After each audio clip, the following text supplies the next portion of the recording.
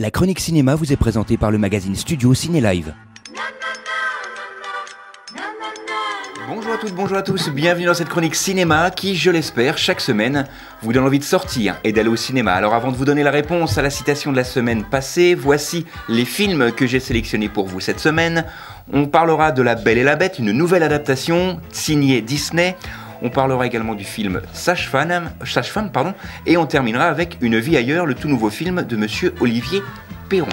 Alors, quelle citation était la semaine dernière dans votre chronique préférée sur le cinéma? Souvenez-vous, c'était celle-ci. L'avenir, c'est ce qu'on a inventé de mieux pour gâcher le présent.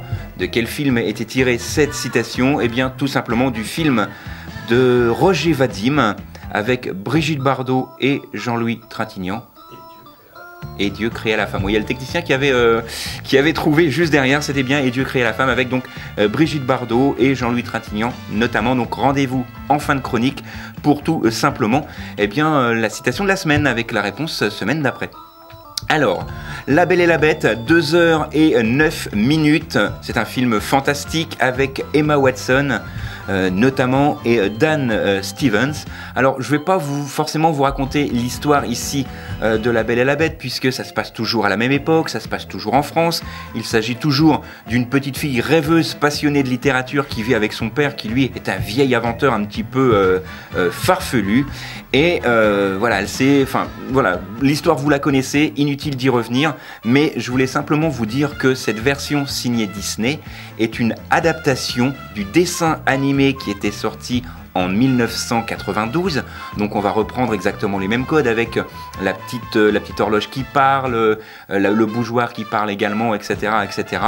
Ça n'a rien à voir donc avec la version de Christopher Gans, et c'est tant mieux, avec Vincent Castel et André Dussolier notamment, et Léa Seydoux. C'était un film français, La Belle et la Bête, et encore moins, mais là c'est dommage, même s'il y a effectivement un hommage à ce film-là de Jean Cocteau qui était sorti en 1946, La Belle et la Bête, donc, qui était effectivement la toute première adaptation vraiment connue de ce roman. Et pourquoi il y a un hommage dans ce film? Tout simplement, c'est-à-dire que les éclairages du château, de l'escalier, de la Bête ainsi que le jardin des roses sont un hommage au film, je vous le disais, de 1946 de monsieur Jean Cocteau, puisqu'il fallait quand même un petit clin d'œil à ce film référence. Et il faut également savoir, ça n'a rien à voir avec La La Land, le film de comédie musicale que je vous ai conseillé, que je vous conseille toujours, puisqu'en ce moment vous avez 4 € la séance pour le printemps du cinéma, donc n'hésitez pas à voir ce film. Pourquoi je vous parle de La La Land alors que nous parlions de La Belle et la Bête? Eh bien tout simplement puisqu'à l'origine, c'est Ryan Gosling qui devait se glisser dans la peau de La Belle et la Bête, mais lui, il a préféré se consacrer notamment à La La Land. En revanche, c'est Emma Watson qui fait partie du casting de La Belle et la Bête, qui à l'origine devait également faire partie de La La Land, mais elle a préféré rejoindre le casting de La Belle et la Bête. Donc j'espère que vous me suivez, c'était un petit peu compliqué, mais comme quoi effectivement dans le cinéma, rien n'est laissé au hasard. Allez voir ce film, tant au point de vue de la comédie, de la réalisation, des images, de la lumière, des couleurs, etc. C'est un film sensationnel, ça s'intitule La Belle et la Bête, ça dure 2h09 et bien sûr ça sort cette semaine.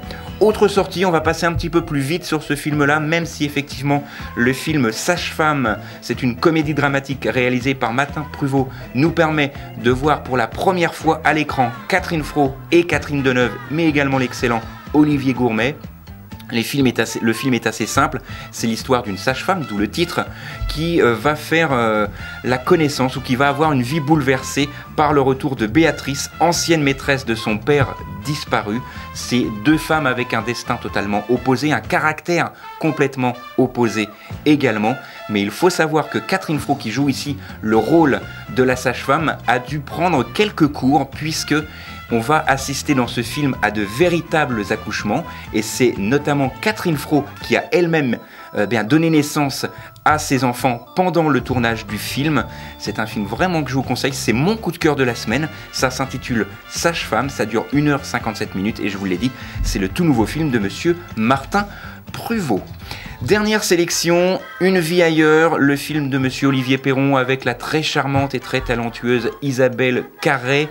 et avec également Remzi Bedia. Ça vous dit peut-être rien comme ça, mais il faisait partie du duo Eric et Ramzi. On le découvre ici aux côtés d'Isabelle Carré, j'y suis arrivé, et le film se passe en Uruguay, alors que Sylvie va tenter de retrouver la trace de son fils qui a été enlevé 4 ans plus tard par son mari, et avec l'aide précieuse de Mehdi, elle part récupérer son fils, mais arrivée là-bas, elle se rend compte qu'effectivement, bien, son fils a déjà une vie, a déjà peut-être pas un passé, puisque voilà, il a déjà vécu beaucoup là-bas, et elle se dit peut-être que son avenir n'est peut-être pas auprès de son fils, et son avenir n'est peut-être pas non plus aux côtés de celui de sa mère. Vous découvrirez comment tout ça se termine en allant voir le film qui sort cette semaine, Une vie ailleurs, avec Isabelle Carré notamment dans le rôle titre. Alors, je vais vous donner bien sûr la citation de cette semaine. Alors, bien sûr, à réponse semaine prochaine pour la citation. La citation est la suivante. Le coup le plus rusé que le diable n'ait jamais réussi, c'est celui de nous faire croire qu'il n'existe pas. Alors, de quel film est tirée cette citation ? Eh bien, rendez-vous dans notre chronique cinéma la semaine prochaine pour en avoir la réponse. Mais avant cela, une petite information. Sachez que le cinéma Gaumont du centre-ville va fermer ses portes le 28 mars pour effectivement avoir une salle beaucoup plus grande, beaucoup plus adaptée au cinéma et aux technologies actuelles. Mais en attendant, le cinéma Gaumont Parc Millésime va ouvrir une nouvelle salle. Vous le savez que j'adore ce genre de cinéma puisqu'il ouvrira une salle en 3D, ça c'est pas nouveau, mais une salle en 3D et IMAX qui ouvrira normalement avant la fin de l'année. Donc on aura bien sûr l'occasion d'en reparler également, on aura l'occasion de reparler de ce projet qui aura lieu à la place du cinéma Gaumont Centre-Ville qui, bien sûr, je vous l'ai dit, ferme ses portes le 28 mars prochain.